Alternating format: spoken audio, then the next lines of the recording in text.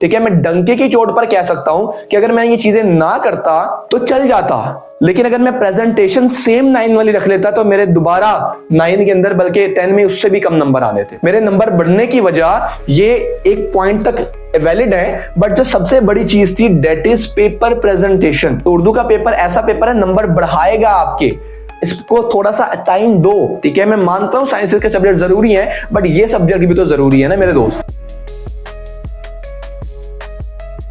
अस्सलाम वालेकुम, कैसे हैं आप सभी लोग। मेरा नाम फैजान तनवीर है। आज की वीडियो के अंदर हम चर्चा करेंगे कुछ उर्दू के पेपर के ऊपर। आप लोग पहले मुझे अपनी प्रॉब्लम बताओ। एक, आप साइंसेस के सब्जेक्ट को इतनी ज्यादा अहमियत देते हो, इतना फोकस करते हो साइंसेस के सब्जेक्ट पर, तैयारी उसके अंदर इतनी कमाल की करते हो कि उसमें पूरे नंबर ले आते हो, लेकिन उर्दू में आकर अपने ऐसी मार खाते हो कि आपके सारे नंबर डाउन हो जाते हैं। आई नो आपको आपके टीचर्स ने ये इतनी मर्तबा बताया होगा कि उर्दू के और इसके अलावा जो इसके आर्ट्स के सब्जेक्ट होते हैं ये आपके मार्क्स ऊपर लेकर जाते हैं, ऊपर आपके मार्क्स बढ़ाने में हेल्प करते हैं। देखो, एज्यूम करो सारे बच्चे एक जितनी तैयारी करते हैं साइंसेस के सब्जेक्ट की, तो साइंसेस के सब्जेक्ट में हाईएस्ट मार्क्स कितने होते हैं? साइंसेस के सब्जेक्ट में पूरे होते हैं हाईएस्ट मार्क्स, यानी कि बच्चा पूरे नंबर ले सकता है अपने physics, chemistry, math, computer, biology के अंदर। लेकिन हर बच्चा इक्वल तैयारी करने के बाद भी जो आर्ट्स के सब्जेक्ट होते हैं, आपका उर्दू, इस्लामिया, तर्जमतुल कुरान, पाक स्टडीज, इसमें पूरे नंबर नहीं ले पाता। तो जिस बच्चे की जो ये आर्ट्स के सब्जेक्ट स्ट्रॉन्ग होंगे, उस बच्चे के बाकी साइंसेस के सब्जेक्ट में अगर उसके कंपेटिटर्स के नंबर इक्वल भी हैं, बट ये वाले सब्जेक्ट के जो मार्क्स हैं ये आपके नंबर ओवरऑल बढ़ा देंगे। और हम जानते हैं कि यहाँ पर एक एक नंबर की जो है वो रेस लगी हुई है, तो हमें एक एक नंबर हमारे लिए काफी ज्यादा इंपॉर्टेंस जो है वो रखता है। तो उर्दू के पेपर के अंदर बच्चों की सबसे बड़ी प्रॉब्लम ये आती है कि बच्चे ना बड़ा सोचते ही नहीं है। वो हमेशा, जिस भी बच्चे से मैं पूछता हूं ना कि यार उर्दू में कितने मार्क्स एक्सपेक्टेड है, वो कहता है भैया 50-60 आ जाए इनफ है, 50-60 नंबर की तैयारी की है। और इवन के जो बच्चे मुंह पर ये कह देते हैं ना कि यार सर जी मेरे तो 70 मार्क्स आएंगे, एक्चुअल में उसको भी पता होता है कि वो इतनी उसने तैयारी की नहीं है या इतना वो पेपर अच्छी तरह करके नहीं आया कि उसके जो है वो 70 तक मार्क्स आए। तो सबसे पहले तो हमें अपने माइंड को ब्रॉड रखना है, हमें अपने गोल्स को बड़ा रखना है। तो हम यहाँ पर एज्यूम करके चलते हैं कि हम यहाँ पर 70 प्लस मार्क्स लेंगे और उसके अकॉर्डिंग तैयारी भी करेंगे और उसके अकॉर्डिंग पेपर को अटेम्प्ट भी करेंगे, और देन हम 70 मार्क्स तक जा सकते हैं। मेरी स्टोरी के बारे में काफी बच्चों को पता है, जिनको नहीं पता मैं जल्दी से बताता हूँ। 9th क्लास के अंदर जब मुझे लगा था कि मेरी उर्दू की सबसे ज्यादा अच्छी तैयारी है, मैं तो बेस्ट पेपर करके आया हूँ, याद भी मैंने सारा किया है, इजाफी शार भी सारे याद हुए हैं मुझे, और मैंने पेपर बड़ा कमाल का लिखा हुआ है, तब भी मेरे उर्दू के अंदर 9th क्लास के अंदर जो मार्क्स है डेट इज 63 मार्क्स है मेरे 9th क्लास के अंदर उर्दू के अंदर। मैं काफी ज्यादा डिसअपॉइंट हुआ कि यार ये क्या बात हुई, ये सब मेरे साथ ही क्यों होता है, या मैंने इतनी अच्छी तैयारी की थी, जिन बच्चों की तैयारी अच्छी नहीं थी उनके 65, 68, 70 नंबर है, मेरे 63 इतनी तैयारी करने के बाद भी है। यानी कि मेरा कुछ टाइम के लिए भरोसा ही उठ गया पढ़ाई से। कुछ टाइम मैं डिसअपॉइंट हुआ, कुछ टाइम मैं काफी ज्यादा जो है वो एक स्ट्रेस के अंदर चला गया, बट फिर टाइम आया वो जब मैंने अपने बोर्ड का एक पेपर रीचेक करवाया। अब रीचेक करवाने के बाद वो पेपर जिसको मैं बहुत अच्छा समझता था कि यार मैंने तो one of the best paper किए हैं, वो पेपर मैं खुद थोड़ी देर के लिए शॉक हो गया कि यार ये मैंने पेपर किया है, इतना बुरा पेपर, इतना गंदा पेपर जिसको मैं बहुत अच्छा समझ रहा था। और हाँ, वहां पे चीजें इस तरह की थी कि जहां पर सही आंसर लिखा हुआ था उस पर भी क्रॉस लगे हुए थे, बट हम उसको चैलेंज नहीं कर पा सकते थे। तो वो चीजें तो हम सेपरेट करते हैं। तो मैं जब वो देखकर आया तो I am entirely a different person. ठीक है, मैं बिल्कुल चेंज हो चुका था। मेरे दिमाग में जो भी चीजें थी पेपर को लेकर उर्दू के पॉइंट ऑफ व्यू से, वो सारा कुछ जो है वो मैंने चेंज करना स्टार्ट किया। अब ये समझो मैंने अपना 80% जो तरीका था पेपर को अटेम्प्ट करने का, पेपर को प्रिपेयर करने का, याद करने का, लिखने का, सब कुछ चेंज कर दिया। 9 में मैं करता था कि मैं चीजें ज्यादा याद करता था और उसको लिखता था। 10th में मैंने चीजों को कम याद करना शुरू किया। अब वो भी बताऊंगा मैं आपको इस वीडियो के दौरान में कि मैंने किन किन चीजों पर ज्यादा फोकस किया, और तब मेरे मार्क्स, जब मैंने अपने अंदर ये सारी चेंजिंग्स लेकर आया, तब मेरे मार्क्स 9th क्लास के बजाय 10th क्लास के अंदर आए एक्सपेक्टेडली 60%। हालांकि मैंने जो एज्यूम किया था, जो मैं गोल रखकर गया था, वो 68 का रखकर गया था, तब भी मेरे 63 से 670 मार्क्स आए।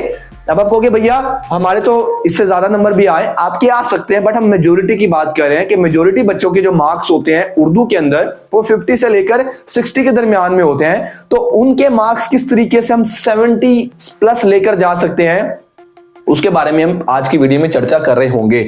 अब उर्दू के अंदर हमने सबसे पहले तो देखा कि यार हमें अपना गोल तो बड़ा रखना है, हमें पता होना चाहिए कि हम उर्दू के अंदर 70+ मार्क्स ले सकते हैं। मेरे अपने स्टूडेंट्स इस तरह के हैं जिन्होंने 70+ मार्क्स स्कोर किए हैं मेरी गाइडेंस के बाद। तो आप लोग भी मेरे स्टूडेंट्स हो, आप लोग भी इसको अचीव करोगे। तो उर्दू के अंदर जो प्रॉब्लमेटिक जगह आती है ना, वो दो चीजों में आती है। पहली चीज ये कि बच्चे क्रिएटिव राइटिंग नहीं कर पाते, और दूसरी ये कि बच्चों की जो स्पीड होती है हैंड राइटिंग वो इतनी स्लो होती है कि वो पेपर टाइम पर पूरा नहीं कर पाते। उर्दू का पेपर हम जानते हैं सबसे ज्यादा लेंथी होता है, इसको टाइम पर पूरा करना बहुत ज्यादा जरूरी है। तो उसके लिए आपकी हैंड राइटिंग नीट और अच्छी होनी चाहिए, इसके साथ साथ फास्ट होनी चाहिए, आपको टाइम मैनेजमेंट का पता होना चाहिए। इसके ऊपर मैंने अभी रिसेंटली एक डेडिकेटेड वीडियो बनाई है कि अपनी राइटिंग को नीट और ब्यूटीफुल किस तरीके से करते हैं, वो आप लाजमी से वॉच कीजिएगा। उससे आपकी राइटिंग स्पीड का जो प्रॉब्लम है वो तो हल हो जाएगी। अब हम दूसरे पॉइंट पर बात करने लगे हैं क्रिएटिव राइटिंग के ऊपर। आपको क्या भैया हमारे पास तो इतना टाइम नहीं है, हमें उर्दू समझ नहीं आती है, उर्दू इतनी स्ट्रांग नहीं है हमारी कि हम उसको खुद से लिख सके, खुद से एक्सप्रेस कर सके, तो इसका हल बताओ। क्या हमें हर चीज याद करनी है? नहीं बच्चों, आपको हर चीज याद नहीं करनी। देखो उर्दू ना हमारी लैंग्वेज है, हम उसको डेली बेसिस पर बोलते हैं, स्कूल में, एकेडमी में, घर पर, ट्यूशन, दोस्तों के साथ हम बोलते हैं। इट मीन्स कि हमें उसको एज अ सब्जेक्ट नहीं एज अ लैंग्वेज लेना है। तो आपको याद क्या क्या करना है वो मैं आपको बता देता हूं। ठीक है, आपको सबसे पहली चीज जो याद करनी है ना, जैसे मैं 9 में तशरीह तक खुद याद करता था, दरख्वास्त, खत, ये चीजें खुद याद करता था।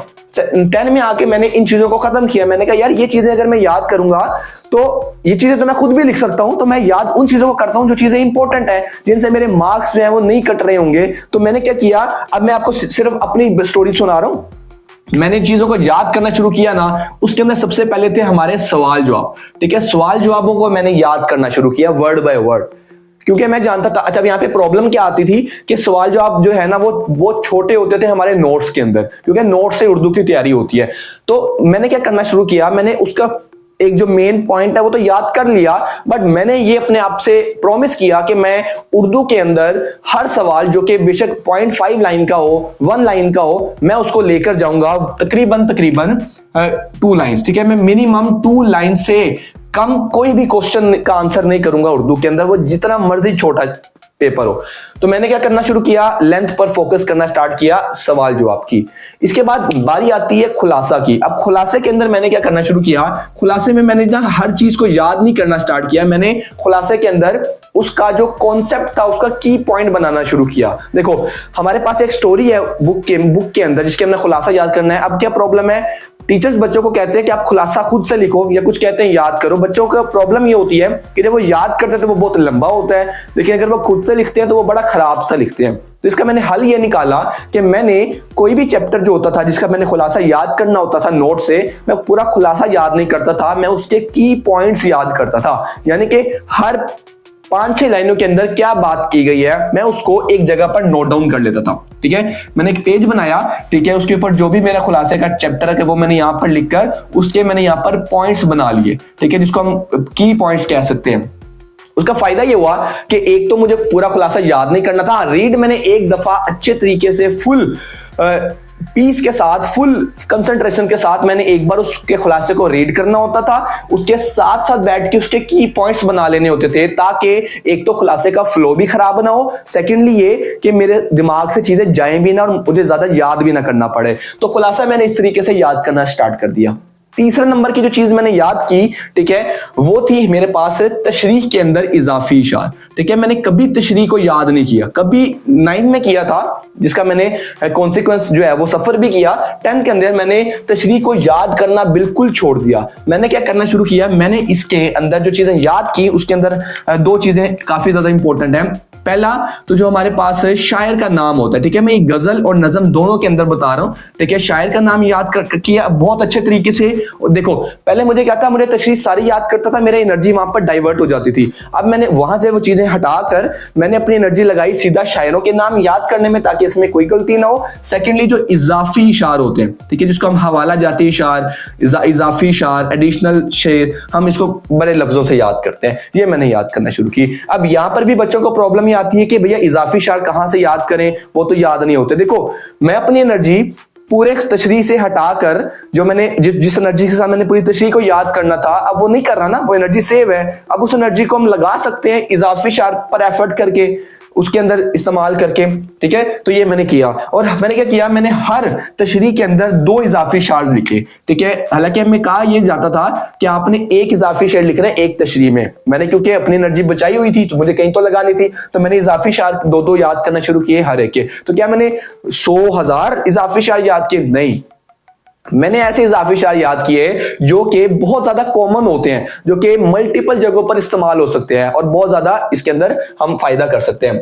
अब इजाफी शार के ऊपर मैंने पूरी एक वीडियो बनाई हुई है कि आपने इजाफी शार किस तरीके से याद करने हैं, या आपने शायरों के नाम किस तरीके से याद करने हैं, उसकी ये सारी जो वीडियोस मैं बता रहा हूं आपको, ये मैंने क्योंकि पहले से बनाई हुई हैं, तो आप उनको रेफर कर सकते हो। इस वीडियो को देखने के बाद आपको एंड स्क्रीन पर मिल जाएंगी और वीडियो के डिस्क्रिप्शन में भी मिल जाएंगी। इसके बाद जो चीज मैंने बाकी याद करना शुरू की, उसके अंदर हमारे पास जो नेक्स्ट चीजें आती हैं, डेट इज जो हमने अब जिस तरह 9-10 के अंदर बात करते हैं, तो 9 में हमारे पास होते हैं ज़रबुल मिसाल वगैरह, ठीक है। ज़रबुल मिसाल, ये चीजें मैंने याद की, ठीक है। ज़रबुल मिसाल हो गए, यानी कि वो चीजें जिनके मुझे एक्चुअल नंबर मिलने, वो चीजें मैंने याद की। बट जो चीजें मैंने याद नहीं की, ठीक है, वो थी जो कि मैं खुद से लिख सकता था। और खुद से लिखने के अंदर मैंने इसको ऐसा समझा कि यार मैं तो उर्दू डेली बेसिस पर बोलता हूं, तो एक चीज मुझे जिसकी तशरीह आई है, अगर वो मैंने एक दफा पढ़ी हुई है, अब मैं उसको अपनी वर्डिंग में लिखूंगा। तो उम्मीद करता हूं आपको समझ आई होगी कि उर्दू को आपने लेकर किस तरह चलना है। आपने हर चीज का रट्टा नहीं लगाना उर्दू के अंदर, आपने हर चीज को, आपको जो चीजें याद करनी है वो मैंने आपको बताई हैं। इसके अलावा जो चीजें हैं वो आपको खुद से लिखनी चाहिए, ठीक है। खुद से आप उसकी प्रैक्टिस करो, टेस्ट दे रहे हो अपने, उसको देखो। मजमून की अगर हम बात करते हैं, तो मजमून के अंदर भी जो मैंने सेम खुलासे वाला काम किया था, ठीक है, इसको भी मैं इसी में कवर कर देता हूं। मजमून के अंदर भी मैंने क्या किया, सेम वही चीज कि उसको मैंने पहले निकाले मोस्ट इंपोर्टेंट मजमून कौन से हैं। तो मोस्ट इंपोर्टेंट मजमून मैंने एक जगह पर नोट डाउन किए, उनको फिर अपने खुलासे में देखा, अच्छा यहाँ पर ये लिखा हुआ है, यहाँ पे ये लिखा हुआ है। सेम वही काम मैंने मजमून के लिए जो है सबसे पहले बनाए की पॉइंट्स, ठीक है। पॉइंट्स बनाना स्टार्ट किए अपने मजमून के लिए, ताकि मुझे पूरा मजमून ना याद करना पड़े, पूरा रट्टा ना लगाना पड़े, मुझे सिर्फ उसके जो खाका होता है, ठीक है, मुझे वो पता हो कि मजमून में चल क्या रहा है, फ्लो इंफॉर्मेशन क्या है, वो मैंने उसके इस तरह पॉइंट्स बना लिए। प्लस मैंने इसके अंदर भी जो है वो इजाफी इशारों पर फोकस किया, ठीक है। तो अपनी एनर्जी को उन चीजों से जो कि इररेलेवेंट है, जिनका कोई ज्यादा फायदा नहीं है उर्दू के पेपर में, वहां से हटाकर उन पॉइंट्स पर लगाना चाहिए जिनका हमें नंबर्स, हम देखो मजमून हर कोई बंदा पूरे नहीं पढ़ता, ठीक है, वो कुछ लाइंस को पढ़ता है, तो वो चीज हम खुद से लिख सकते हैं ना। जहां पर आपकी नजर जाएगी एग्जामिनर की, डेट के आपने इजाफी शार कैसे लिखे हैं, किस तरह लिखे हैं, इन फ्लो कैसे जा रहा है, ठीक है। पैदाइश पहले हो रही है, उसके बाद तालीम हो रही है, उसके बाद उनके बाकी काम हो रहे हैं, फिर उनकी डेथ हो रही है, ना कि इसके अंदर खराबी आ जाए, ठीक है। तो फ्लो आपका ठीक होना चाहिए, साथ इजाफी इशारे आपने लिखे हो। इसके बाद ये चीजें तो हमने वो कर ली ना, जो प्रैक्टिकली जो फिजिकल चीजें हैं। अब नेक्स्ट चीज हमें जो करनी है, जो कि सबसे बड़ा मैं कहता हूं 63 से 70% जाने में जिसने इंपॉर्टेंट रोल प्ले किया, that is paper presentation of mind, ठीक है। मैं डंके की चोट पर कह सकता हूं कि अगर मैं ये चीजें ना करता, ठीक है, तो चल जाता, लेकिन अगर मैं प्रेजेंटेशन सेम 9 वाली रख लेता तो मेरे दोबारा 9 के अंदर बल्कि 10 में उससे भी कम नंबर आने थे, ठीक है। मेरे नंबर बढ़ने की वजह ये एक पॉइंट तक वैलिड है, बट जो सबसे बड़ी चीज थी दैट इज पेपर प्रेजेंटेशन। मैंने पेपर प्रेजेंटेशन पर बहुत ज्यादा फोकस किया और बहुत ज्यादा जो है वो पेपर प्रेजेंटेशन को इंप्रूव करना स्टार्ट किया अपनी 9 क्लास की निस्बत 10 क्लास में। मैंने 90% अपने प्रेजेंटेशन चेंज कर दी। बिल्कुल मैंने बिल्कुल जो कॉम्प्लेक्स तरीके से प्रेजेंटेशन करता था, स्टाइलिश करता था, अरेबिक फॉन्ट यूज करता था, सारा कुछ खत्म करके एक सिंपल प्यारी प्रेजेंटेशन का फॉलो करना शुरू किया। अब आप, और ये यहां पर रुका नहीं, 10 के अंदर मैंने जितनी प्रेजेंटेशन की बहुत अच्छी की, फिर मैंने 11 में और इंप्रूव किया, 12 में और इंप्रूव किया। तो मेरी जो सबसे बेस्ट प्रेजेंटेशन, जिसको मैं कहता हूं यार ये आपके लिए एज अ रोल मॉडल होनी चाहिए, वो प्रेजेंटेशन है जो कि मैं 12 तक करके आपको उसकी वीडियोस बनाकर देना स्टार्ट हुआ, ठीक है। तो प्रेजेंटेशन पर आपने बहुत ज्यादा फोकस करना है। उर्दू का पेपर प्रेजेंटेशन बहुत अच्छी मांगता है, ठीक है, क्योंकि ये ऐसा पेपर है जो कि सारा बंदा नहीं पढ़ता पूरा, वो सिर्फ कुछ कुछ पॉइंट्स को देखता है। उस पॉइंट्स में सबसे पहली चीज आपकी खूबसूरती होती है पेपर की, दूसरी आपकी लेंथ होती है पेपर की। अनफॉर्चुनेटली मुझे ये कहना पड़ेगा कि आपकी लेंथ मैटर करती है पेपर के अंदर। ठीक है, यहाँ पर क्वालिटी को नहीं इतना देखा जाता, लेंथ को देखा जाता है। ठीक है, तो आपने इन दोनों चीजों पर बहुत फोकस करना है। प्रेजेंटेशन के लिए मेरे चैनल पर बहुत सारी वीडियोस बनी हुई है। आप लोग मुझे कहते हो भैया प्रेजेंटेशन पर वीडियो बनाओ, भैया मैं बना कर थक गया हूं वीडियोस। आप सर्च तो करो, आप सिंपल लिखो, आपको जिस भी सब्जेक्ट की प्रेजेंटेशन चाहिए, उर्दू की चाहिए तो उर्दू पेपर प्रेजेंटेशन, आगे फिजान तनवीर सर्च करो, आपको मेरी सारी प्रेजेंटेशन की वीडियोस मिलेंगी। ठीक है, और उसमें कोई एक्स्ट्रा ऐसी चीज है ही नहीं जो कि मैंने ऐसी चीज में हो कि जो मैंने बताई ना हो। हर चीज आपके लिए खोल के रख दी है मैंने, उसको देखो, साथ साथ उसकी प्रैक्टिस करो, वीडियो के साथ साथ उसकी प्रैक्टिस करो यार, तो आपकी प्रेजेंटेशन जो है वो बहुत अच्छी होगी। और मैं बता रहा हूं कि प्रेजेंटेशन का जो है उर्दू के पेपर में कोई मुझे चैलेंज भी कर सकता है, मैं उसको लॉजिकली एक्सप्लेन कर दूंगा कि उर्दू के अंदर पेपर प्रेजेंटेशन का जो है वो 70% रोल होता है, मिनिमम 70% रोल होता है पेपर प्रेजेंटेशन का। ठीक है, तो उम्मीद करता हूं आपको ये चीजें मेरी समझ आई हैं और आपके जो है आपके माइंड में उतरी होंगी कि यार हाँ, उर्दू का पेपर इस तरीके से हमें प्रिपेयर करना है और इस तरीके से अटेम्प्ट करना है।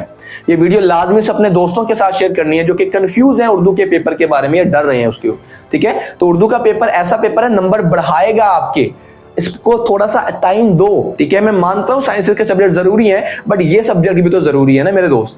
ठीक है, तो आप लाजमी से अपना पेपर उर्दू का अच्छे तरीके से तैयार करो, ये आपके मार्क्स को ना यहां से यहां तक ले जाएगा, क्योंकि बाकी सारे बच्चे साइंस के सब्जेक्ट को देख रहे हैं, आप दोनों को देख रहे हो। ठीक है, तो ये नंबर आपके जो है वो शूर स्काई रॉकेट लेकर जाएगा ऊपर। ठीक है, मेरा नाम फैजान तनवीर है और मैं आपको जो है वो ऐसा गाइड करूंगा कि यार आप सोचते रह जाओगे, दंग रह जाओगे। ठीक है, मिलते हैं नेक्स्ट वीडियो के अंदर, तब तक के लिए टेक केयर, अपना बहुत सारा ख्याल रखना है, वीडियो को लाजमी लाइक करना है, क्योंकि इतनी एफर्ट करने के बाद भी हम ज्यादा लोगों तक नहीं पहुंच पा रहे, क्योंकि आप लाइक करने में कंजूसी करते हो, कमेंट नहीं करते। ठीक है, तो लाजमी से आप लोगों ने दोनों काम करने हैं ताकि हम ज्यादा लोगों तक पहुंच सकें। मिलते हैं नेक्स्ट वीडियो के अंदर, तब तक के लिए टेक केयर, सी या, अल्लाह हाफिज।